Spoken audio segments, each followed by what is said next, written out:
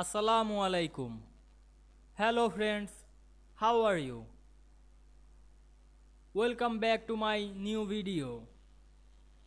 Today I am going to show you how to justify text in center in Microsoft Word document. Let's get started. At first we have to open a Word document. We see here many text in this document. At first we select the all text, press Ctrl A on your keyboard.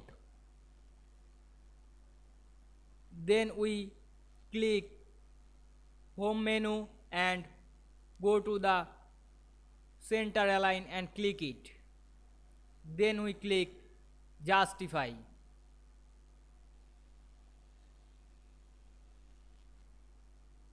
We apply this process in another way with keyboard shortcut.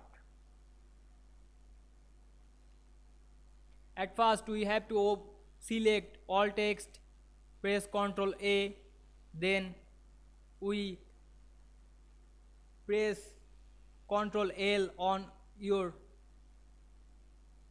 keyboard. Then we press Ctrl E to center align. Then we press Ctrl J, justify all text.